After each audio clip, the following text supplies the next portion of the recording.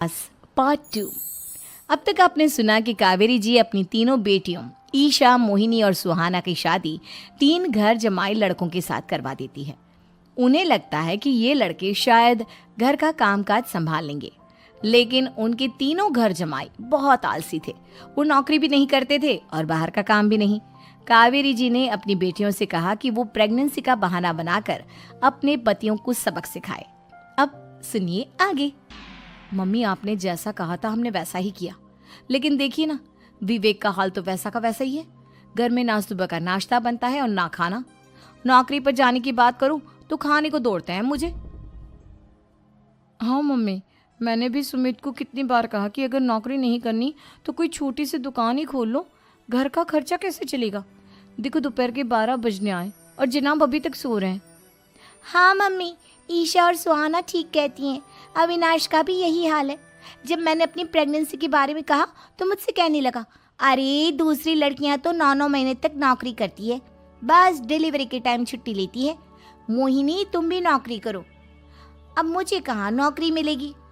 Mummy बताओ, अब मैं क्या करूँ?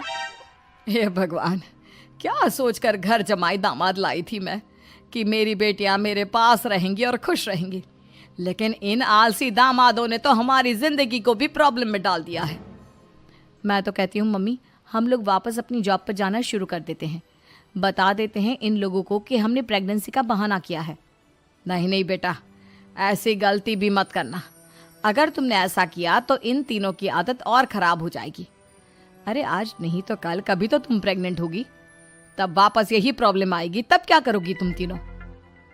हाँ मम्मी, आपकी बात तो बिल्कुल सही है। इन लोगों को तो सुधारना ही पड़ेगा। लेकिन कैसे? अपने बच्चों के आने की खबर सुनकर भी इन लोगों पर कोई असर नहीं हो रहा। पैसे कमाने के लिए घर से बाहर निकलना ही नहीं चाहते ये तीनों। अब मेरे दिमाग में एक प्लान आया है। तुम तीनों चिंता मत करो, उन तीनों को बुलाओ, फिर मैं बात करती हूँ। थोड़ी देर बाद कावेरी जी अपने तीनों दामादों को सामने बुलाकर अपनी बात कहना शुरू करती हैं। अविनाश, सुमित और विवेक, देखो बेटा, मैं ना तुम तीनों से बड़ा प्यार करती हूँ, इसीलिए तो तुम्हें घर जमाई बना कर रखा है मैंने। अरे मम्मी जी, सीधे सीधे कहिए ना, क्या बात है? प्यार तो हम भी आपको बहुत करते हैं। अरे मम्मी जी, आपकी इज्जत भी बहुत करते हैं। अरे भाई, आपके जैसी सास और कमाने वाली बीवी सबको मिलती है क्या? हाँ मम्मी, विवेक और सुमित ठीक कह रहे हैं। आपकी बेटी से शादी करके मेरी तो ज़िंदगी ही अच्छी हो गई है। जानती हूँ मैं, और ये भी जानती हूँ कि तुम तीनों अपने अपनी बीवियों से बहुत प्यार करते हो। बेटा, बात ऐसी है कि हमारे कुल गुरु ने कहा है कि प्रेग्नेंट होने के बाद मेरी तीनों बेटियाँ शुरू के 4 महीने हमारे गांव में जाकर रहेगी, जहाँ मेरे चाचा जी रहते हैं। अरे लेकिन क्यों मम्मी, गांव में जाकर रहने की क्या ज़रूरत है इन तीनों को? वो क्या है ना बेटा, हमारे परिवार को एक श्राप है। अगर मेरी बेटियों ने यहाँ पर बच्चा पैदा करने की कोशिश की तो उनके बच्चों को कुछ भी हो सकता है। इसलिए अब से लेकर 4 महीने पूरे होने तक इन्हें गांव वाले घर में रहना पड़ेगा। हाँ, तो इसमें प्रॉब्लम क्या है मम्मी जी? हम भी वहाँ जाकर रहेंगे, पिकनिक मनाएंगे। अरे भाई, बीवी जहाँ हम भी वहाँ। हाँ यार, आइडिया तो बहुत अच्छा है।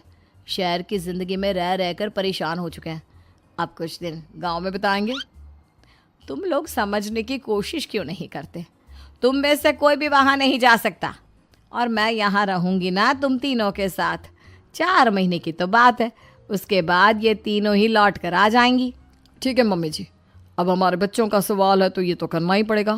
कावेरी अपनी तीनों बेटियों को कुछ दिन के लिए घर से बाहर कहीं दूसरे शहर में रहने के लिए भेज देती है। कुछ दिनों के बाद, अरे मम्मी जी, बहुत दिन से पिज्ज़ा नहीं खाया, मंगवाइए ना।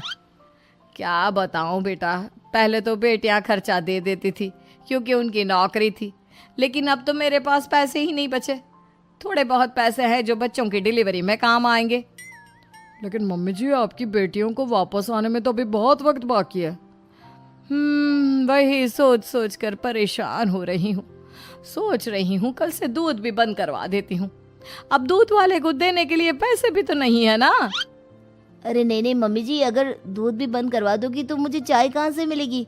और चाय के बिना मैं तो मर ही जाऊंगा। क्या करूं बेटा, इसके अलावा हमारे पास कोई ऑप्शन नहीं है। मेरे पास पैसे ही नहीं बचे।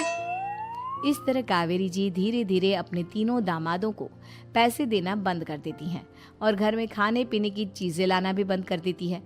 अब वो तीनों बुरी तरह से परेशान होने लगे थे और इसलिए एक दिन तीनों प्लान करके घर से बाहर निकलते हैं और बाजार में जाने के बाद यार अच्छा खाना खाए हुए कितने दिन हो गए, पता नहीं कब अच्छा खाना मिलेगा।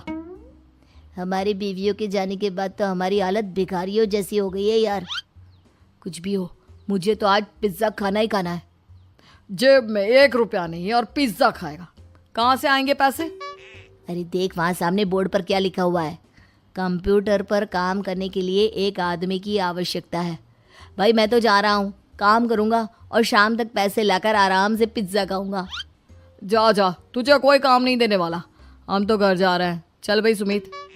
सुमित और अविनाश वहाँ से चले जाते हैं और विवेक उस कंप्यूटर शॉप पर सारा दिन काम करके 5,000 रुपये कमा कर घर लौट कर आता है और अपने खाने के लिए अच्छी अच्छी चीज़ें भी लेकर आता है।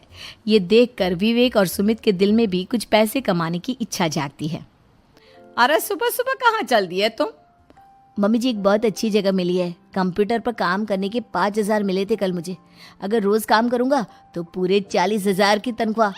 अरे वाह, ये तो बहुत अच्छी बात है दामाद जी, आपको जाना ही चाहिए। सुमित और अविनाश विवेक को इस तरह तरक्की करते देखकर परेशान हो जाते हैं और वो दोनों भी काम की तलाश में निकल पड़ते हैं। धीरे धीरे उन दोनों को भी काम मिल जाता है। अब कावेरी के तीनों दामाद छोटी मोटी नौकरी करके अच्छा पैसा कमाने लगे थे। एक दिन कावेरी उन्हें अपने पास बुलाती है।